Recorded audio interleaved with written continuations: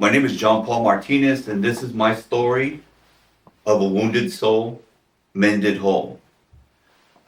Life for me, as a young kid, it was very difficult and very challenging.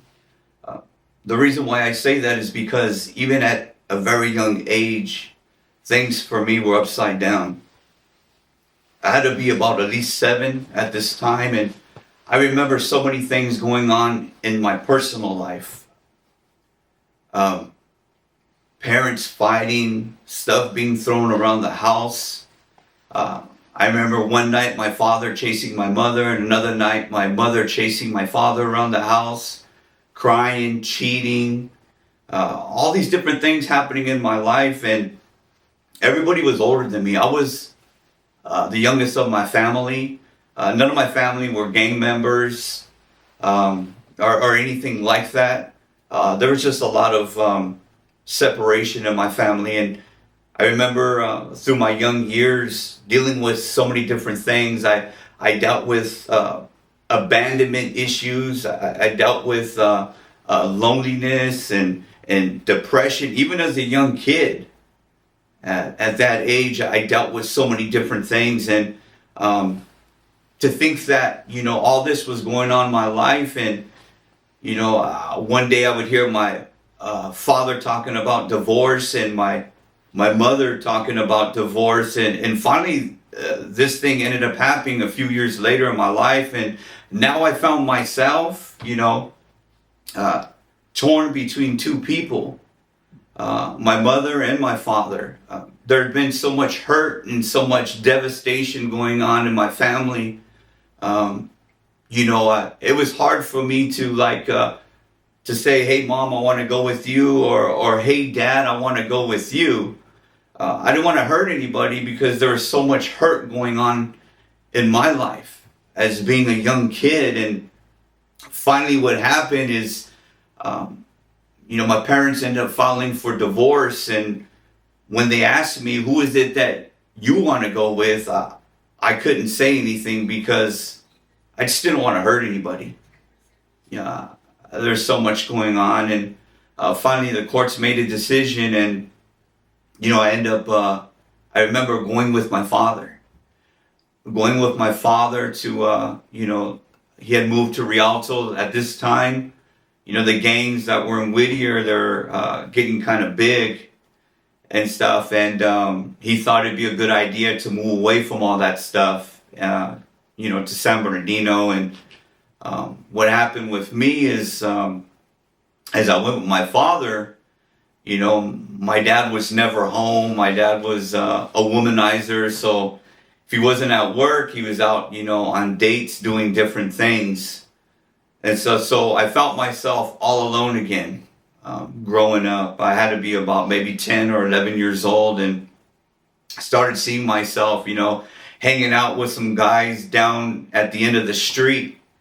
And every Friday, we would get together and stuff, and they'd always take off to parties, and I wasn't ready for that and stuff at the time.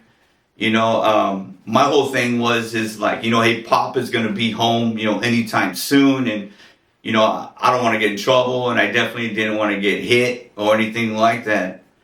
But as time started going on, my dad wasn't coming home.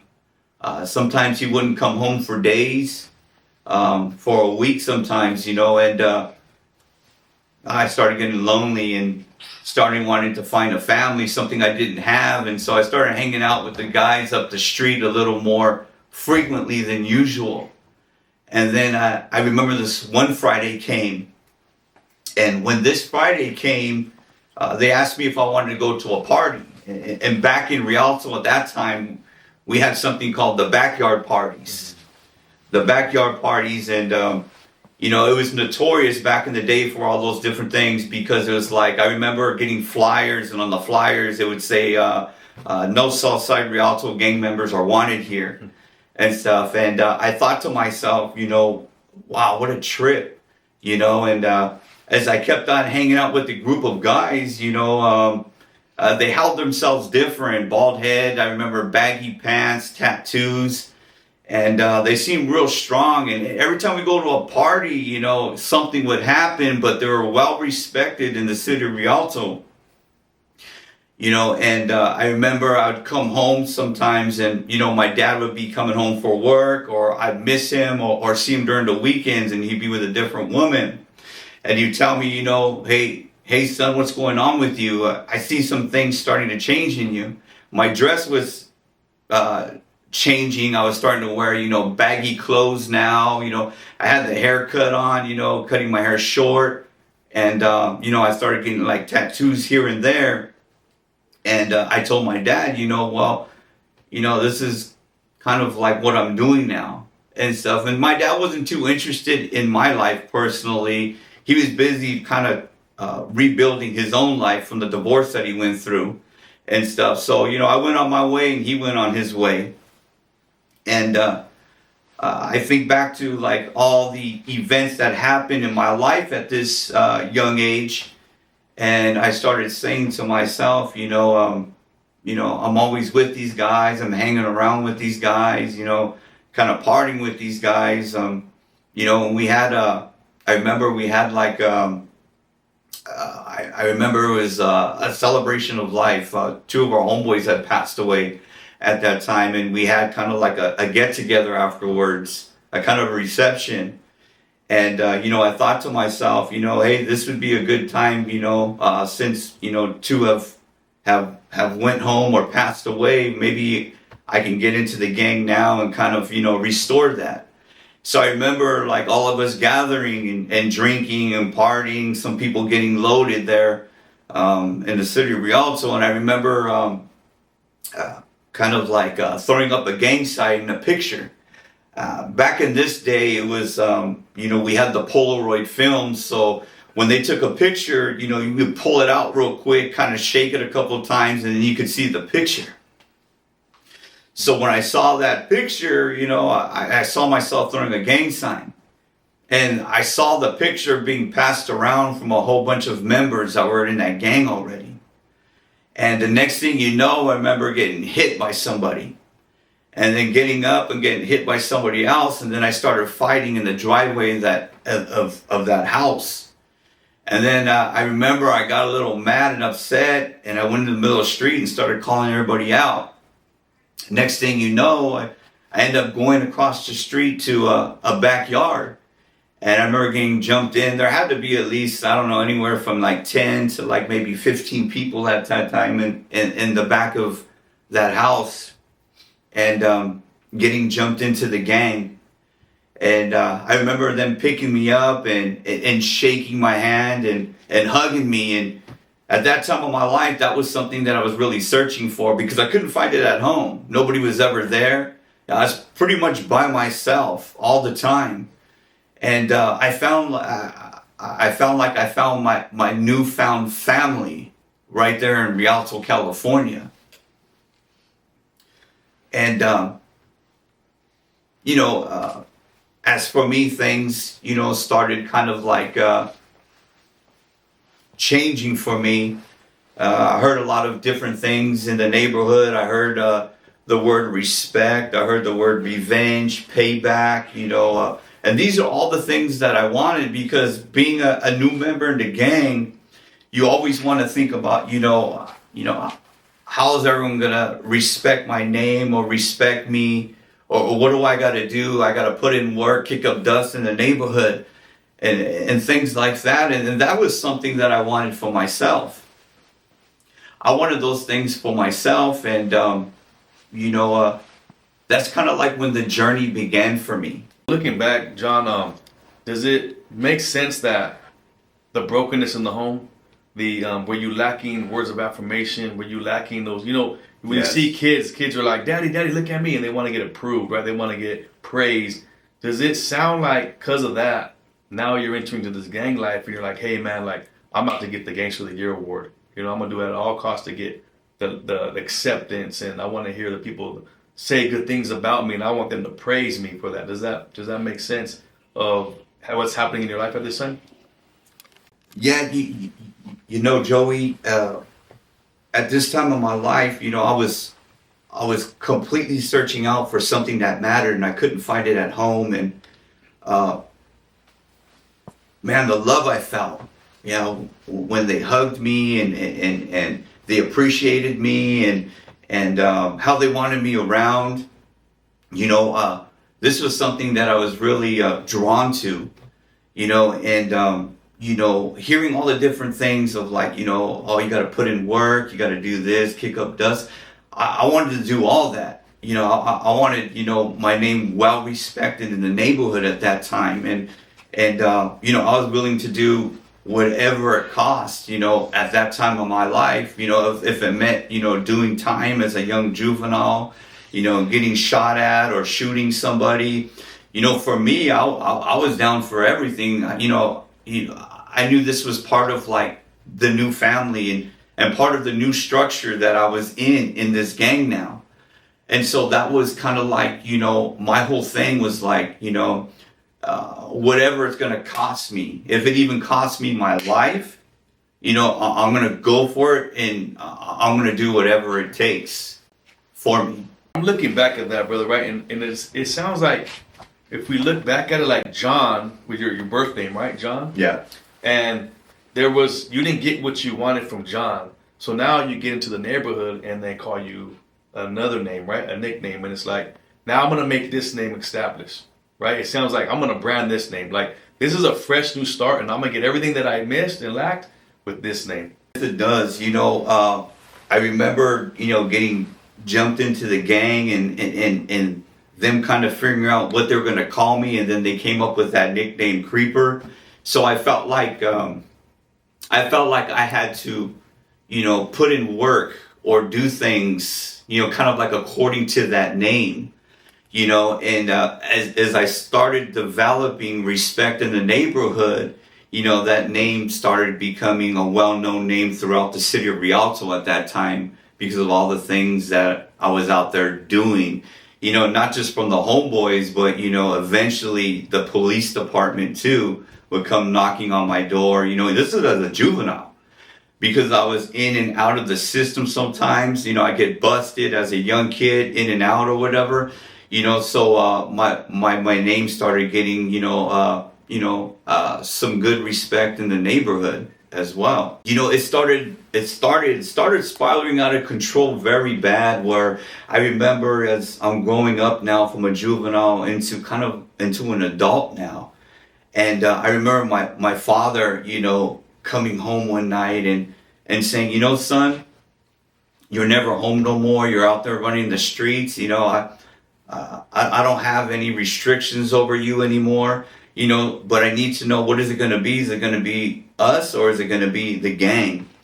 And I remember telling my father, it's going to be the gang. I was sold out. I was sold out for the gang at this time, kicking up dust, and all these things started happening. I started, doing time in the pen, getting out, getting released, started, doing things inside prison as well, and I remember like my first time in prison. I remember going to a reception and going to a yard, and as soon as I go into the yard and I go into the dorm, I remember the first night, we're on triple bunks. The guy that was on top of me ended up getting stabbed. And I remember like going to the back of the corridor and telling myself, I'll never die here. I'll never die in prison. So whatever I got to do to survive, I'm going to survive. And that's kind of like where my journey began in prison. And I didn't understand, like, from there forward that, the guys that I was kind of hanging out with, I didn't know that these guys were connected to the Mexican mafia. I just thought they were like swell guys, good guys that I could kind of like, hang around, guys that have my back. We share store, we make spreads, we play pinochle with each other. But then at the end of the day, when the yard needed to be cleaned up, when things need to be cleaned up, we were kind of like the ones that were counted on to do that at that time, and I remember, sitting there with these guys, playing pinochle, and then somebody coming up and and handing a kite to them. They opened the kite, and it said some stuff. It said some stuff that needed to be taken care of on the yard, and inwardly, I'm thinking to myself, Joey, I'm like, what did I just get myself into? What am I doing here? But outwardly, my expression was like, hey, well, whatever needs to be done, is what could be done. So, that's when the journey for me in prison started as well. All those different things that were happening, and it became a cycle in my life. You hear about those things, and it was like I would get out, be out for a couple of weeks or a couple of months and go right back in. And prison for me became kind of like, my home. It became a home for me because it became so familiar for me. It was just like, this is the place where I get 3 hots and a cot. I get some rest. I get some time. I got some solid homies that are here all the time. People that have my back, people that make me feel important while I'm there on the yard as well. So this was kind of like my life now. And I remember in 1997, being released from a lockdown facility, fresh out, feeling a little healthy, feeling good about everything. And, I hadn't seen like the homies for some time. So for me, it's like I wanted to go to the neighborhood. I remember I had a brand new Rialto shirt. I got the Rialto swap meet, and I remember walking across, the city to the neighborhood off of Sage Street, and all the homies being there and talking, communicating with them. I just got out, this and that. But I remember there was a house that was on the next block. And, I wanted to go over there, the thing. There were some girls there. There was some drinking. People were getting loaded. So I kind of wanted to go hang out there. And I remember hanging around there, and time started going on. I'm drinking. And I remember hearing some noises in the bushes. But, I'm fresh out, and I'm thinking to myself, don't trip. It's nothing. There's nothing there and stuff. But I could still remember like the phone like ringing in that house off and on throughout the night. And back then it wasn't cell phones. It was like regular phones. It's the ones with the long cords. So I remember that being outside, and somebody kept on hanging up and stuff. So about 1:30, I said, just take me home. I remember I jump in the car, and there's two of the homegirls next to me. And I remember looking up and see this guy jumping out of the bushes. Next thing you know, I remember the gun being pointed to my head. And you got to remember, I'm in a truck at this time, and the gun's pointed to my head. And all of a sudden, I turned quickly, and I heard shots. I heard one shot, but it was actually 2 shots. And instead of the temple shot, the shot went into the back of my head. And there was another shot that went into the cab of the truck. And I had been shot 2 times prior to that, but never in this kind of like effect did it happen to me. And I remember falling down onto the girl's lap that was next to me. And I remember all this blood was just pouring out of my head. And I remember looking at the mirror, and I could see a person a little behind the truck, and it looked like he was trying to reload the gun to finish me off. And I remember saying, I can't move. I thought I was paralyzed. I knew I'd been shot, and I remember hearing like this ringing, Joey, in my head, like this loud ringing, this buzzing noise and stuff. And I remember like I started saying the neighborhood. I started saying a whole bunch of stuff or whatever. And all of a sudden this fear came on me. And we had rolled up a little bit to like the stop sign, on that street. And, this fear, it was not a tremendous fear, but it was somewhat fear. And I started thinking about my life. Prior to that, how I hadn't manned up and been, a father to my kids, how I've been in and out of facilities, as a kid and now as an adult. I didn't even hold a job at that time. And here I am, and this is how I'm going to go out. This is how I'm going to go out. I just got out like the day prior or that day maybe. I really can't remember. But I started thinking about a lot of different things. And then all of a sudden, I started thinking about, man, I think I'm going to die.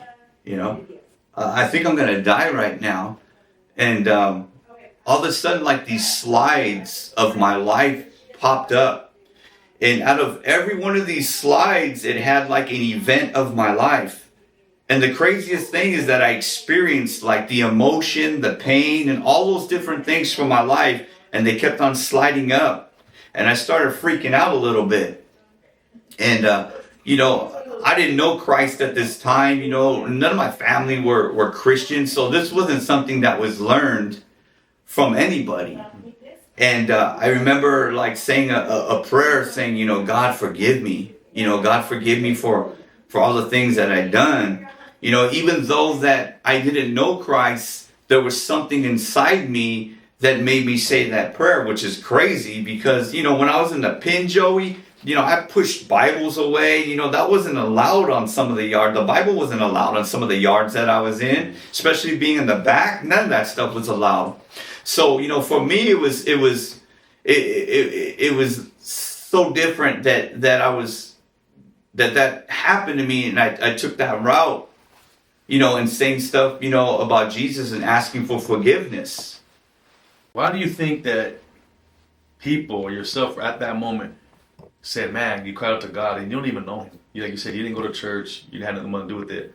What do you think it was that caused you to cry out to the, or just ask the things about God?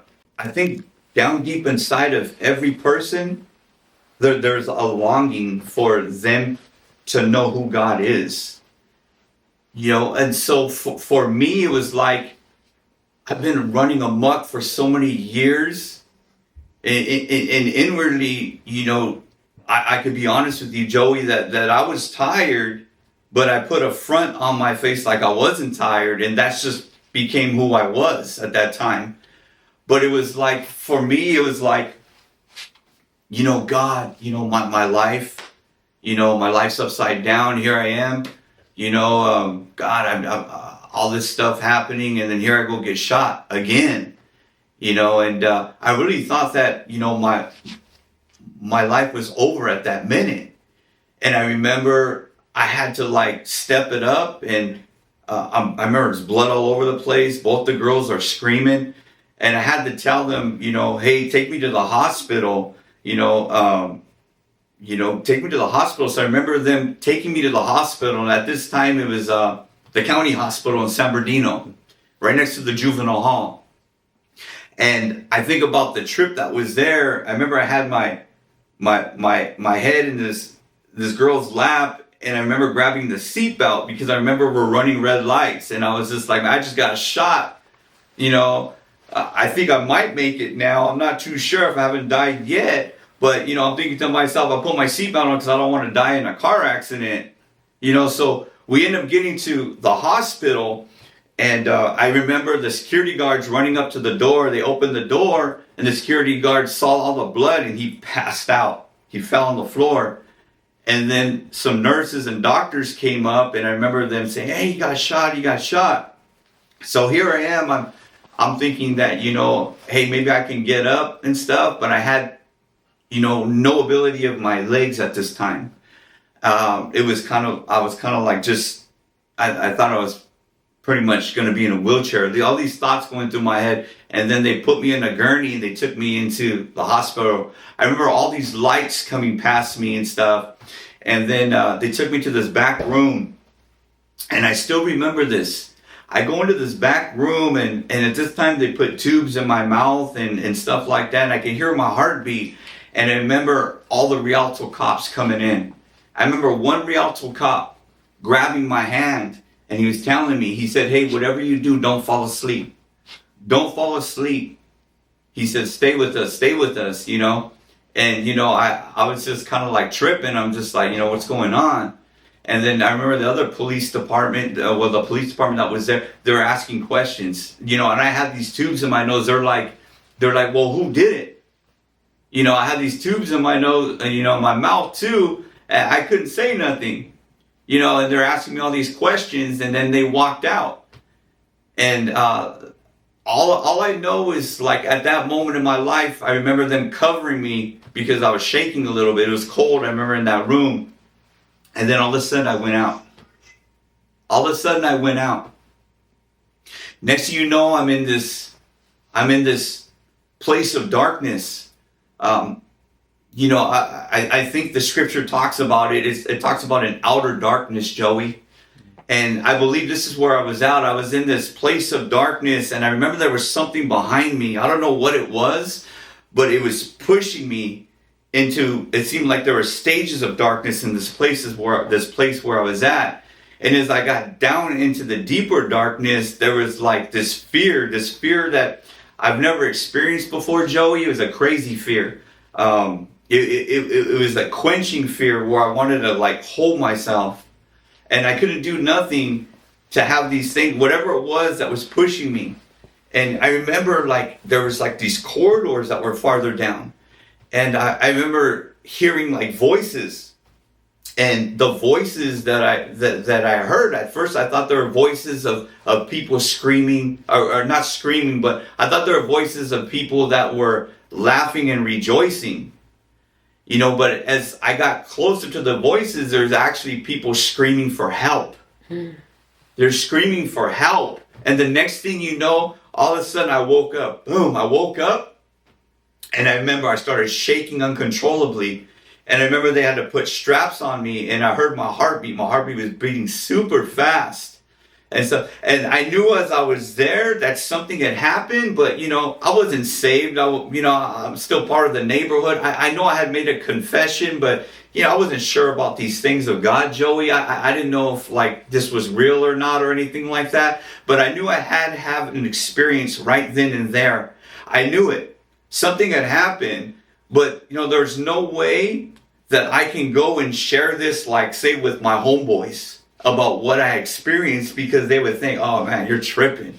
You know, you're loaded, you know, something's going on with you and stuff. So I kept that to myself for years.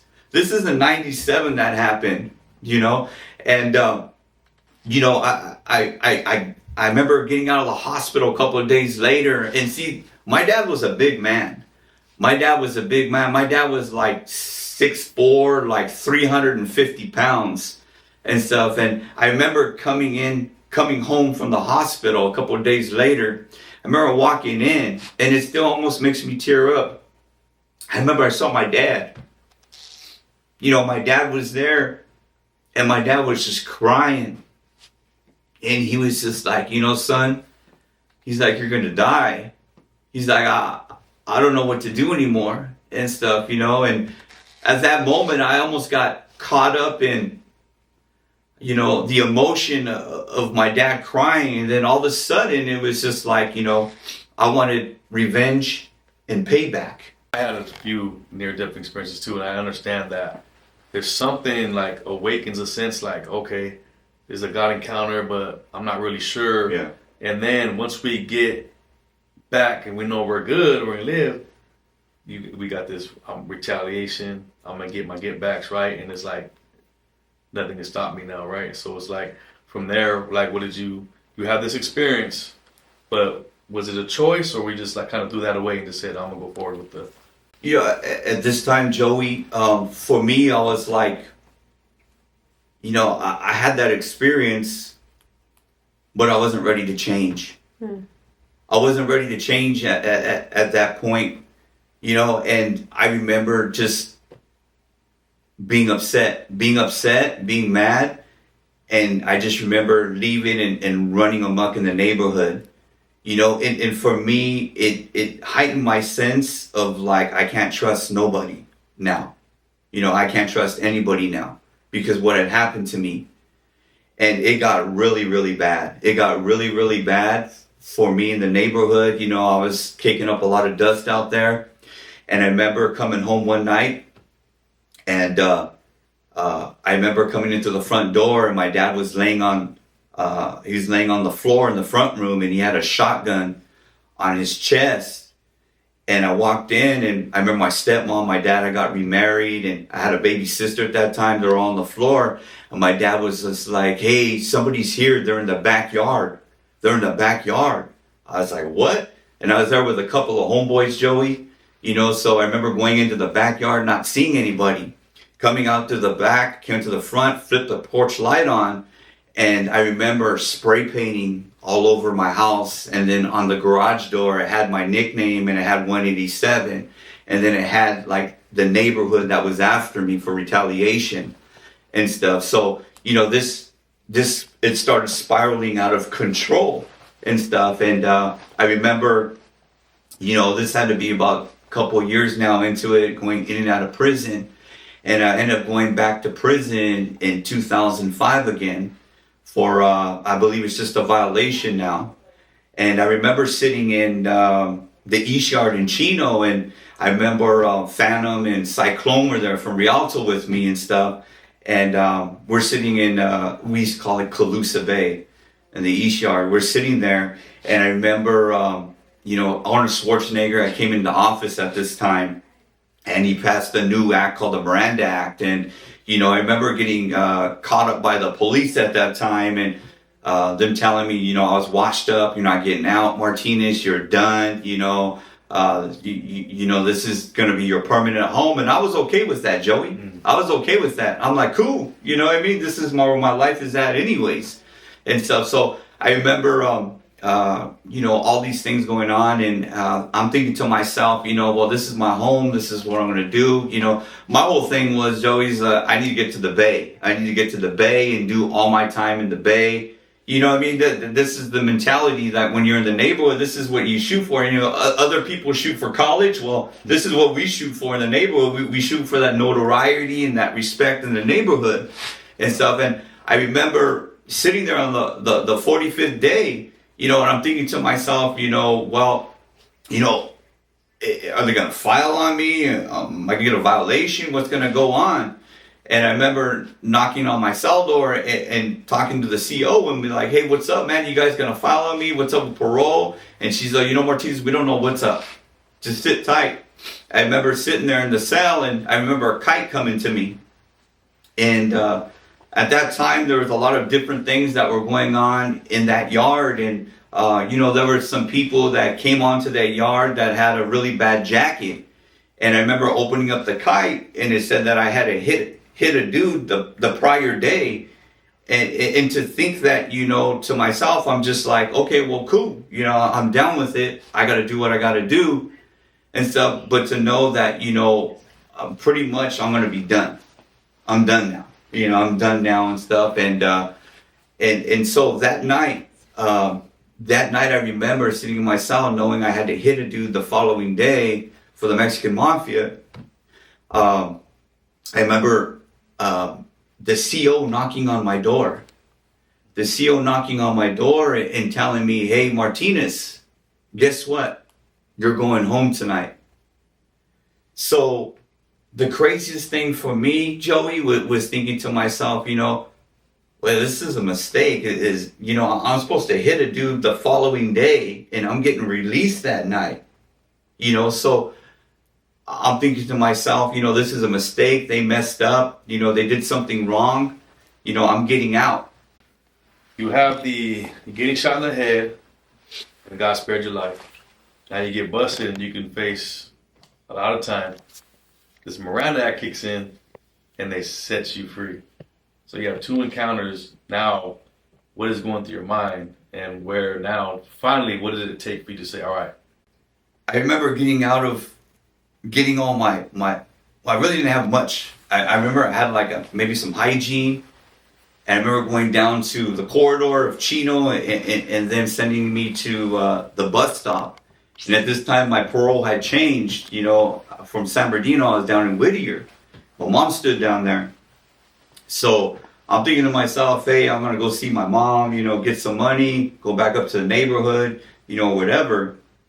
But I remember going down there and my mom telling me something, and throughout all the time in prison, nobody was ever there for me, but, my mom would write me or send me, money, monthly into my account. So, I had a little, some respect for my mom, and my mom was like, hey, mijo, before you do all this stuff, do me a favor, go check in with your parole officer. I'm like, okay. So I remember going down to the parole office, and my parole officer was gone. It was the officer of the day. And I remember him speaking to me. He said this cliche thing, and we hear it all the time, aren't you tired of being tired? And he told me the same thing. And how many different times, like in my life, have I heard that from somebody? And I started busting up, and I go, no, I'm not tired. I'm not tired. I'm not tired. He goes, are you sure? I remember him looking at my rap sheet, saying all this and that or whatever. And then him going, look it. You say you're not tired, but if you are tired, here's a phone number. This phone number is to a men's home. And, I'd never heard about a men's home or anything like that. So I was like, what is that? He goes, well, let me tell you another thing. He goes, it's a Christian's men's home. And I started busting up, man. Because for me, being a Christian, like I have to be honest with you, Joey, like going through the neighborhood, I would see so many times a lot of our homeboys being saved. And then 2 weeks later, I'd see them at the Connection, and then a week later, I'd see them back in, the church again. And so my whole thing about, serving God is, if I'm going to serve God, it's going to be for life. I'm not going to go back to what I used to do. I need to stay planted and rooted in the things of God. So for me, I was like, all right, well, I go, I'll take the number. But I told the processor, I said, but I'm good. I'm good. So I remember putting the number in my pocket. And I go out to my mom, and I talk with mom. I said, come on, let's roll out. I checked in, take me back to the neighborhood. And so anyways, we ended up going and we ended up going the wrong way on the freeway. And I ended up having this encounter with God. Another encounter, okay?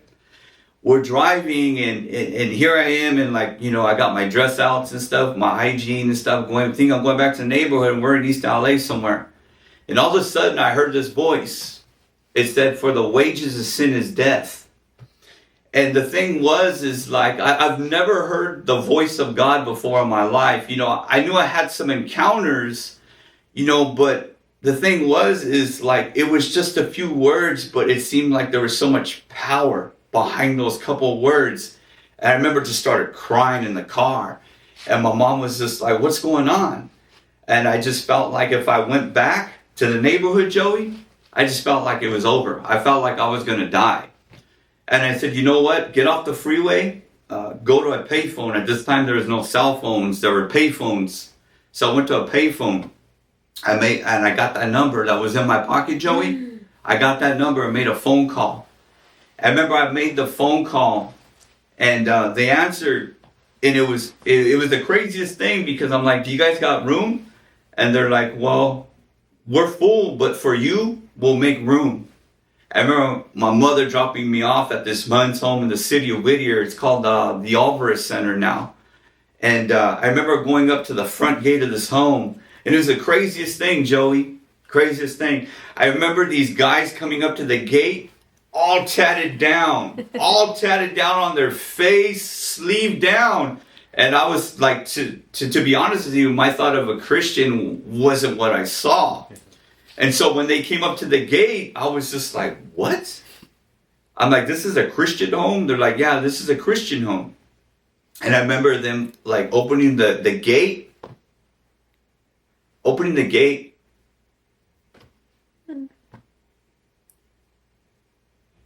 And then giving me a hug. Giving me a hug and telling me that, they were glad that I made the decision to come into this home. And I remember going into this back room, Joey, and these guys, tattoos, bald head, there's double bunks inside this home, and there's there's a weight pile in the back, and I'm seeing all this stuff, and it kind of reminded me of a prison, but it was just different. And they asked me, would you like to accept Jesus Christ as your Lord and Savior? And I said, sure. You know, I think I've done just about everything in my life. You know, why can't I, do this as well? And I remember making a confession in that home, and asking Jesus Christ just not to be Savior, but to be the Lord over my life.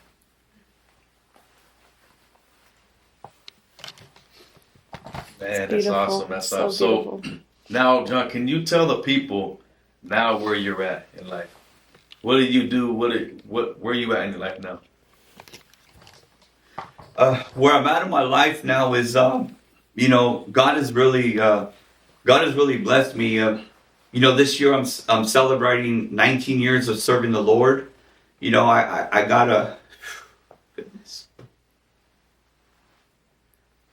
great family. I got a good marriage. We both serve, in my church in the city of Whittier. I help people just like me now. I do things like what I'm doing today to reach people, to let them know that, change is possible through Christ. I've spoken on different platforms. I've done TBN. I've done the 700 Club. I've done podcasts all over. In a couple of months, I'll be sharing on the biggest platform radio station in the country with over 20 million subscribers.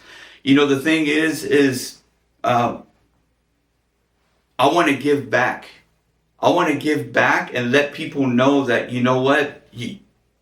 that you don't have to be in a gang.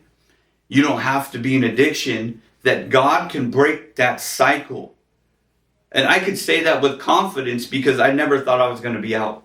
I never thought I was going to be changed, Joey. I thought I was going to be in the neighborhood till the day, I went to the casket. But God had a different plan for me. And my job is to tell other people that God has a plan for them, no matter where they're at, no matter if they're hearing this in a prison cell, if they're hearing this on their tablet or wherever they're at, that God has a plan for them and can change their life. You were just doing it now, but I'm going to tell you, brother, look in that camera and just prophesy. Just pray for those people that are going through the lifestyle that you and I went through back in the day. The kids that the family, the home is jacked up. The kids that are seeking affirmation in the streets. The kids that are making that choice right now. Should I go to the streets? I'm in the streets. I'm doing drugs. I'm part of the gang. Just look in the camera and speak life in them right now. If you're a youngster and you're hearing this message, my advice to you is that, unfortunately, if you continue to make the same decisions as you're making now, you're eventually going to be either in prison the rest of your life or you could be dead. And I believe that I've come in to intervene to that and to let you know to make good decisions, make better decisions, to seek God, to go to church, to get connected with a family who's going to support you, if not your family, or maybe your family is not in a gang, but maybe they don't go to church at all, to get connected to a local church in your community and know that change is possible for you. And I declare that even at this moment that things are going to change for you. I declare that there's an anointing that's coming down on you for change. And I thank God that you are going to make the right steps and do the right things to make that change as well. And if you're a mother or your father, and your son's out there running amok, I believe that his days are numbered. Jesus. The Bible says that there's a season for everything. And I believe and I'm declaring, matter of fact, I'm prophesying that your son or your daughter is coming back home. Jesus. Or if they're in a backslidden state right now, I'm declaring that you're going to see them back in the church again serving God. I declare that under the anointing of God. And I believe that God, and I believe that you will see this come to pass in your life. So I believe all these things. I believe that God is intervening and coming into your current situation or your circumstance. And I want to thank you for allowing me to share my story. And I'm asking you to please share this story with somebody else who needs it. God bless you. Thank you.